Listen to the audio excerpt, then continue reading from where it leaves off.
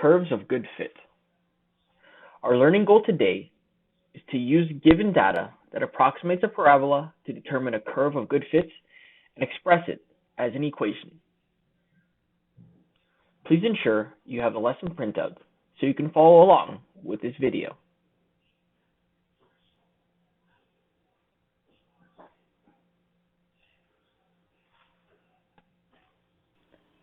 A curve of good fit is a curve that best describes the distribution of points in a scatter plot, usually found using a process called regression. Example 1. Data from the flight of a golf ball are given in this table. If the maximum height of a golf ball is 30 meters, determine an equation for curve of good fit. So we have some information here.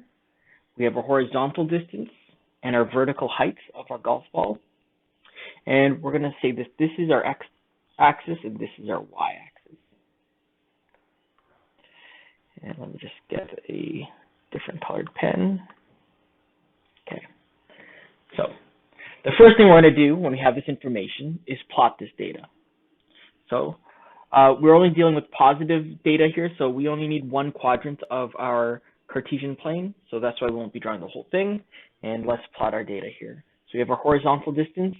We go from 0, and the maximum here we see is 90.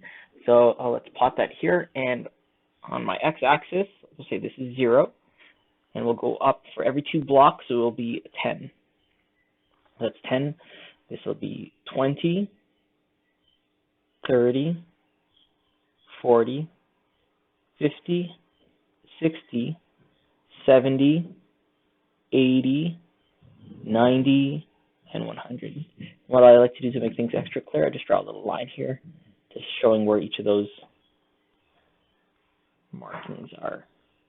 Okay, so that's our horizontal distance, and we can even label that down here. This is, let me zoom back out, horizontal distance.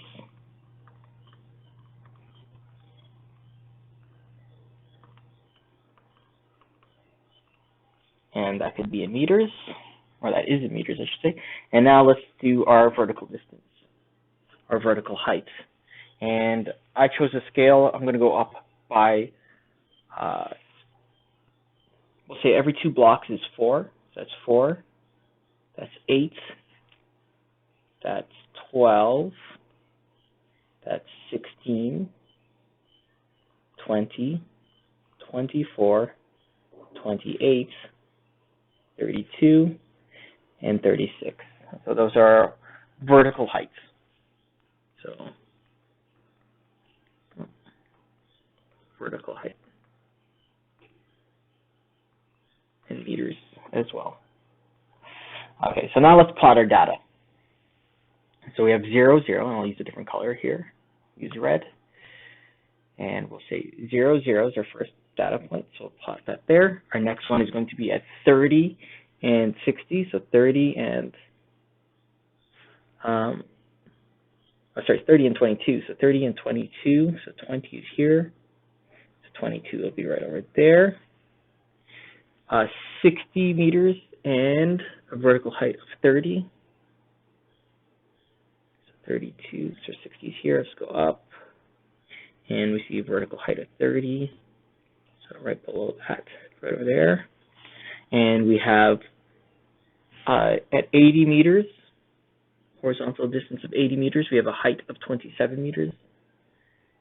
So 28 is here, 27 will be right below that. And at 90 meters, we have a height of 22.5. So find 24 and 20, so 22.5 right there. And if we draw a line or a curve of good fit, we'll see it approximately looks like a parabola, and it goes off our graph like that. But that's okay. We have all the information that we need here. So we plotted the data, and we also drew the curve of good fit.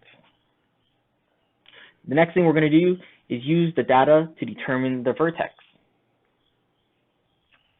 And if we look here, we can see our highest point actually occurs right here, and it's given in the information as well. So those of you who are looking, you can see that this is the vertex here, and this is the vertex here. Okay, so we know that. So we know our vertex is at 60, 30. And now we're going to determine the zeros of the data. So we finished this one here. Now we want to determine the zeros of the data. And what we know one of the zeros. One of the zeros occurs right here at 0, 0. But the other 0 we don't know, and that's off of our graph here. But that's okay. We have enough information here to solve for our other 0. Okay, so let's list the zeros that we do know. We know x1, our first 0, we'll say, is equal to 0. And our x2 we don't know. But we do know our vertex at 60, 30. Okay, and now if we fill in all the information that we know in our midpoint formula, we could actually solve for this other midpoint. So let's say we know our midpoint formula, x mid, is equal to x1 plus x2 divided by 2. And we do know what x mid is, which is, I'll just underline that here in pink, is the 60 value here. So we can plug in what we know into our midpoint formula. So we know this is x mid, which is the x-coordinate of the vertex. So let's plug that in here. So we know it's 60. And we know one of our zeros is x1, which is right over here, is 0. So now we just have to find out what our x2 is. Okay, and then we'll bring this up here. We can simplify this. If we're just adding 0, it means we're not really adding anything. So we'll just cancel that out, or we won't show it, I should say. And sorry, this should be x2. We're looking for our x2 value now. So we have this here, that's a 2. And so since we're dividing by 2, we're just going to multiply by 2 on both sides. And we're going to get rid of this 2 down here. So x2 is equal to 120. Okay, so this is equal to x2, 120. So now we have both our x values. I'll write them in this little box over here. We have x1, which is equal to 0, and our x2, which is equal to 120. Okay, now we're going to solve for our equation. So we have a lot of the data, so we can actually start putting it together. And so now that we know our two x values, we can start substituting that into our factored form of a quadratic equation, which is right over here. And so let's go ahead and do that. We know our x values, or our s and t values, are 0 and 120. And so let's put in what we know so far. So we have y is equal to a bracket x minus 0, x minus 120. Those are our two 0 values. And we can actually simplify that. Whenever we see x minus 0, that's just x. This is going to be x minus 120. So y is equal to that. And now we can substitute a known point into our equation to solve for a. And so we can actually sub in, let's sub in the vertex here. We know the vertex occurs at 60, 30. So let's plug in those values.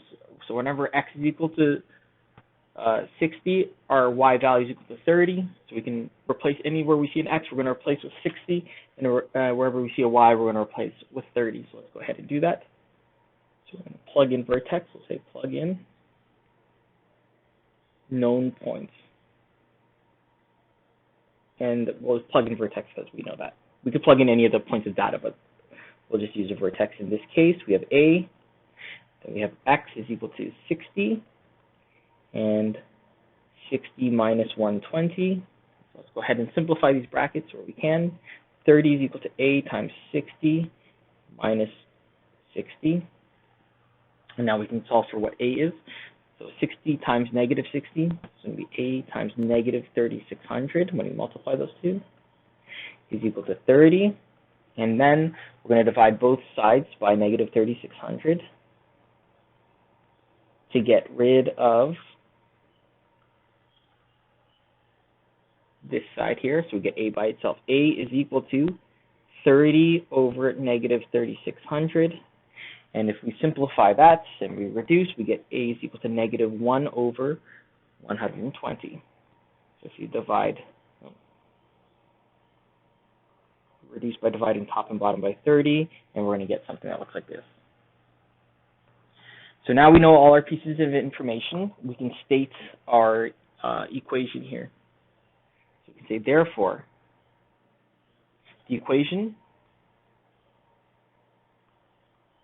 of good fit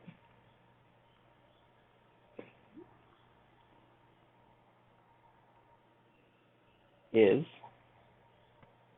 y is equal to negative 1 over 20, sorry, 1 over 120, that's our a value, times x minus 120. And that's our final equation there. And we have now stated the equation of good fit, and we are done this problem. Example 2. Jeff and Tim are analyzing data collected from a motion detector following the launch of their model rockets. Here we're given the horizontal distance and our vertical heights. So we'll use the horizontal distance to be on our horizontal axis, and our vertical height will be on our vertical axis. So let's go ahead and plot this data. So we can see the horizontal axis goes from 0, 1, 2, 3, 4. So we can give some space since we have a lot of room down here, and we'll say maybe every 3 blocks, or we'll say every 4 blocks is going to be 1. So we have 1, then another 4, 2, 3, 4, and 5. So this is our horizontal distance in meters.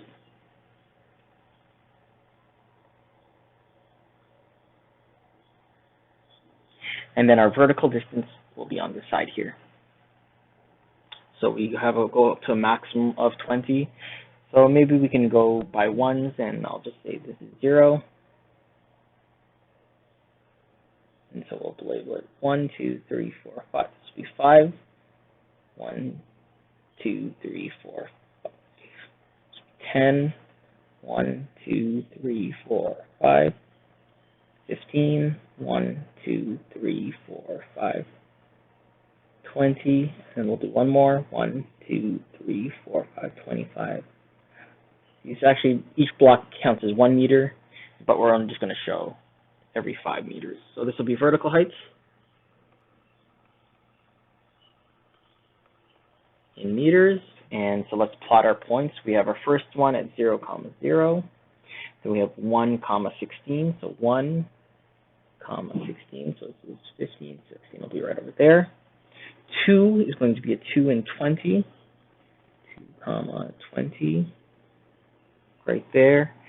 3 and 15.5, so we know 15 is here, 15.5 right in between. And then 4 we have at 0, 0. So you have something that looks like this. And now we can draw our curve of good fits. Use a different color to draw that in. We'll use blue, and I'll just draw that in. So something like that. So it kind of looks like a parabola, and we have all our information there.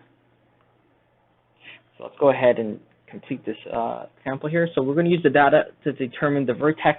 And we can see our highest point is given right over here at 2 meters, which is going to be 2, 20, that's our vertex. So you know our vertex is at 2, 20. Now we want to determine the zeros of the data. So we do know actually both zeros are both given 0 and 0. We have vertical heights at 0 and 4. So 0, x1 is equal to 0, and we know x2 occurs when it's equal to 4. So x2 is equal to 4. So that's our zeros. I'll write them down here so you can see them. One over here and one over here. 4, 0. So now we're going to substitute the known point and the zeros into the formula. Y is equal to a, x minus r minus x minus s. Same thing as this was s and t. So it doesn't really matter. Sometimes you use different letters, variables for that, but it's the same thing. So let's just go ahead and solve for this. So let's plug in our known values, and we're going to solve for a and then state our final equation. Okay, so we have our y is equal to a. We don't know what that is. We know our x is, one of them is going to be 0. So x minus 0. And then we have x minus 4. And then we're going to plug in a good point. We're going to use the vertex here. So we're going to use 2, 20. So we know it's 20 when x is equal to 2. So we'll have a here. We were looking for a. X is equal to 2. And you know our other x value here is going to be 2 minus 4. And so now we can calculate what that is. Okay, so we have this here. And so what we're going to do is we're going to just simplify the brackets. So 2 minus 4, that's negative 2. And you have a is equal to 20. And so we're just going to multiply this side here. 2 times 2 is negative 4 times a is equal to 20. Now we want to get rid of the negative 4 on the right-hand side here. So we're going to divide by negative 4. And what we do to one side, we'll do to the other. So we're going to divide 20 by negative 4. And we're going to get our value here. So this is going to be negative 5. And these are just going to cancel. So a is equal to negative 5. So now we can write our formula. Y is equal to negative 5 bracket x minus 4. And there's our final equation there. And if we expand this, we multiply it out, we can get into standard form. But the question doesn't ask that, so we're just going to leave it as is. And we could write our final therefore statement. Therefore, our equation of good fit is y is equal to negative 5 x bracket x minus 4. And that's all we have to do for this. Example 3. A football is kicked into the air. Its height above the ground is approximated by the relationship h is equal to 45t minus 5t squared, where h is the height in meters and t is the time in seconds. So the first question here says, what are the zeros of this relation? When does the football hit the ground? So let's first start off by writing out the equation here. H is equal to 45t minus 5t squared. And the first step into solving this question is to let's factor this expression here. So we have 45t and minus 5t squared. So if we look at both of these terms, the biggest number that we could factor out is going to be 5t. So let's do that here. So h is going to be equal to, so from both of these, you can factor out a 5t, and that'll leave us with 9 minus t, and that's it right there.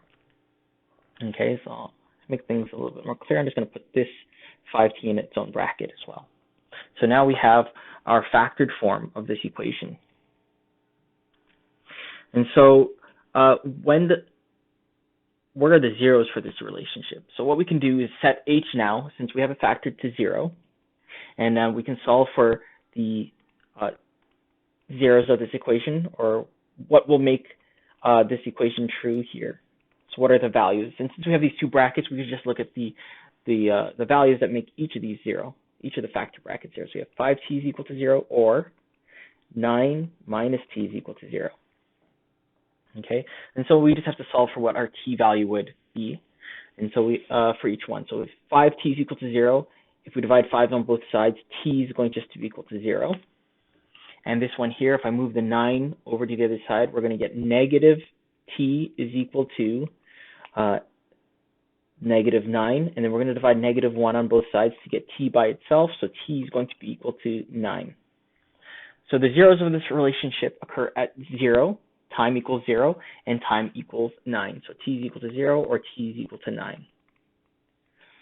Okay.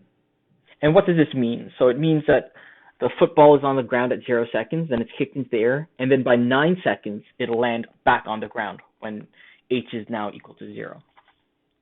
So When does the football hit the ground? So we can answer this question at 9 seconds.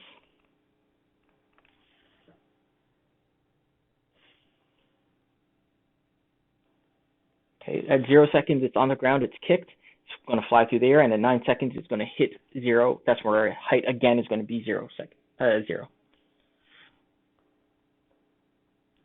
try answering part B here. What are the coordinates of the vertex? Since we know our two zeros are 0 and 9, we could find the midpoint between those two.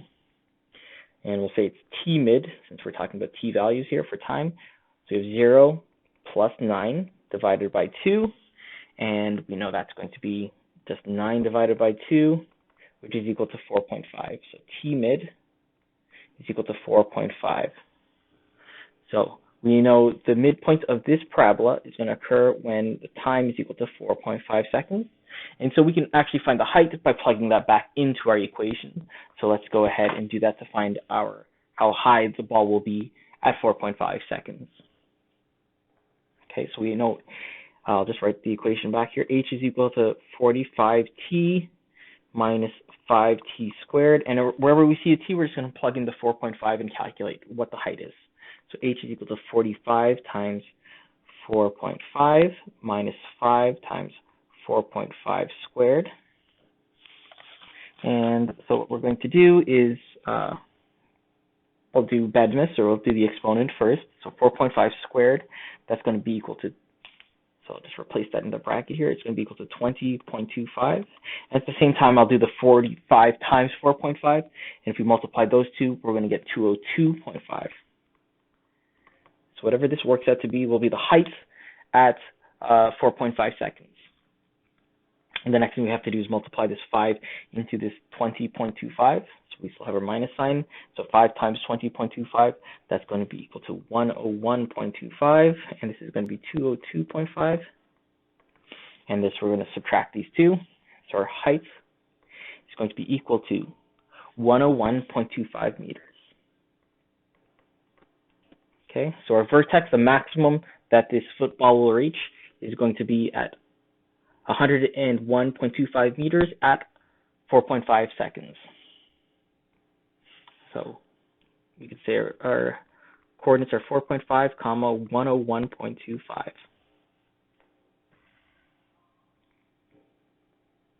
Okay, it's for part C, uses information you found for parts A and B to graph the relation. So I'm just going to do a very rough graph here. So we know when time is equal to 0, the ball is in the air. When time is equal to 9, it hits the ground.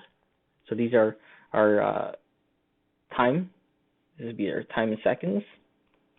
That's our t values.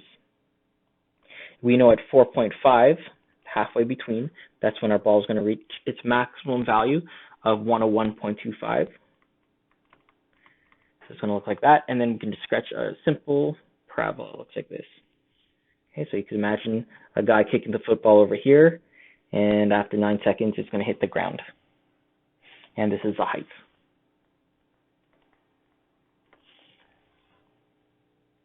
In meters. Okay, so very rough, but you can draw what the graph would look like. It doesn't have to be if you're just sketching it, it doesn't have to be super detailed. Just show me the main points that are on the graph. And so the last question is, what is the maximum height reached by the football? After how many seconds does the maximum height occur? And this is just, of course, referring to the vertex, the maximum height of the football. So max height is going to be equal to 101.25 meters at how many seconds? At 4.5 seconds. Okay, and then that's all the information that we need, and I think that's the last part of the question, and that's it. So we can go and factor something to get into its factored form and to solve for its zeros. So you'll see various iterations of this type of question throughout the homework. And let's try another example here. An emergency flare was shot into the air from the top of a building. The table gives the height of the flare at different times during its flight. So you can imagine you have a building and some guys on top, and he has a flare gun, and he shoots it, and it falls off the side of the building. So you can see it's kind of like a parabola. So the first question says, how tall is the building?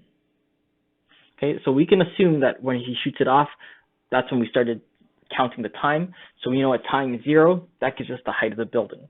So the height of the building is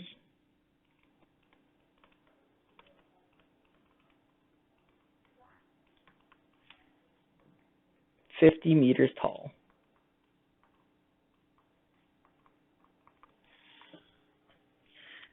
And part B, use the data in the table to create a scatter plot, then draw a curve of good fit. I'm just going to skip ahead and I'll give you the final product of what the scatter plot will look like. To save some time here, I'm just going to provide for you the scatter plots, and it looks like this. And it has the curve of good fit already. So from the scatter plot, actually before we continue, let's just label what these axes are. This is our time in seconds, and this will be our height in meters.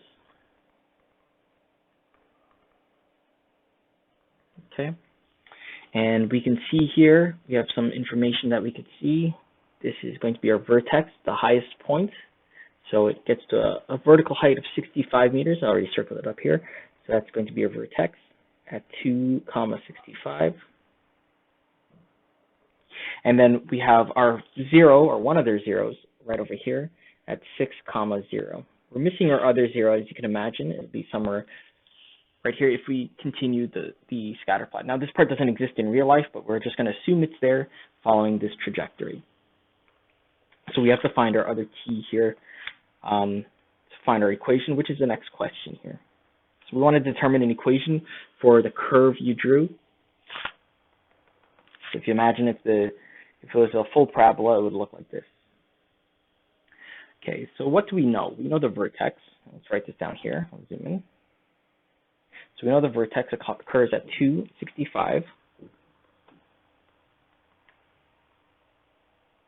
And we know one of our zeros is equal to, we'll say it's t instead of x, so t2 is equal to 6, 0.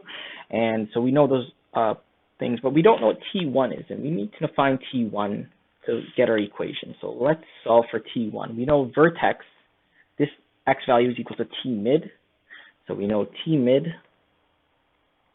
is equal to t1 plus t2 divided by 2.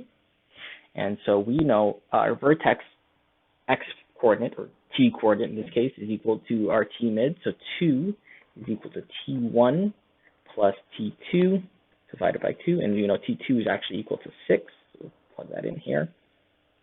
And now we want to find out what t1 is.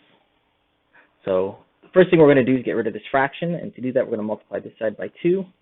And what we do to one side, we must do the other. So we're going to multiply this side by 2. And we're going to head and do that. So this 2 is going to cancel here. And so on this side, we're left with t1 plus 6. And on this side, we're going to get 2 times 2, which is going to be 4. And now we need to move the 6 over to get t1. So 4 minus 6 is equal to t1. And so our t1 is going to be equal to negative 2. So 4 minus 6 is equal to negative 2. And this makes sense because it's before we recorded, and it's going to be used somewhere over here.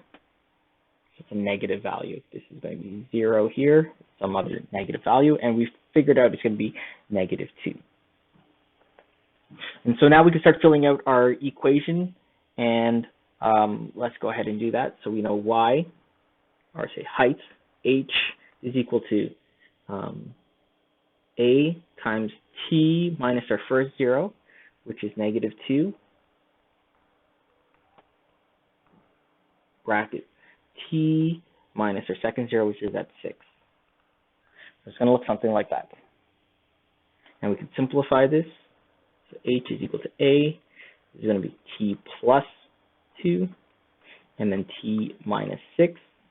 And now we just have to find our a value by plugging in a known point, and we could use the vertex again. So h is equal to 65 when t is equal to 2. So let's plug in that value. So plug in known value.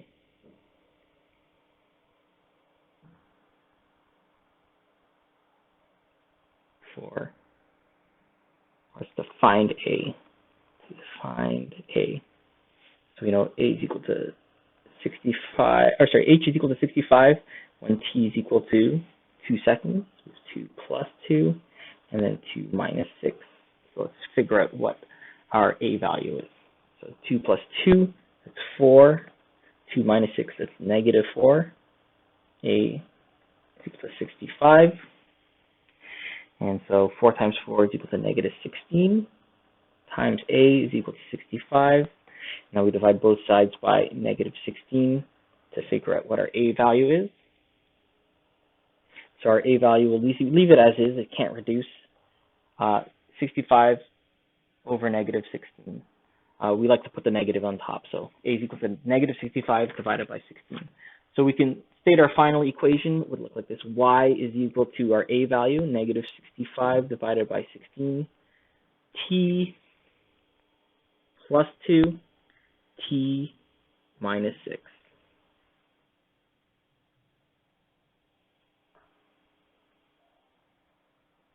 And the last question is, use your equation to determine the height of the flare at 1.5 seconds. And so what we have to do is just use our equation here and just plug in 1.5 seconds for our T value. So let's go ahead and do that.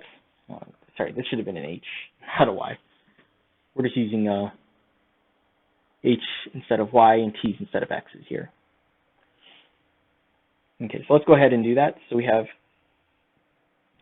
at T is equal to 1.5 seconds, what is our H equal to? Okay, and to do that, we're just going to take our equation that we just made and plug in where we see a T, 1.5, and we'll solve for H. So we have negative 65 over 16. We have T is 1.5 plus 2. This is 1.5 minus 6. And so we're just going to go ahead and do that. 1.5 plus 2, so we're going to do the brackets first all the time using Bedness. So 1.5 plus 2, 3.5, and then we have 1.5 minus 6, which is negative 4.5. And then we have our negative 65 times 16. At this point, we just have to multiply straight across. So we can do 65 divided by 16, negative 16. And if we do this, we can solve this for a decimal here. 65 times 3.5 times negative 4.5. So let's multiply that times 3 times 3.5 times negative 4.5. So we're going to get our H value. It's going to be equal to 64 meters approximately. So therefore, at 1.5 seconds, the flare would be 64 meters high.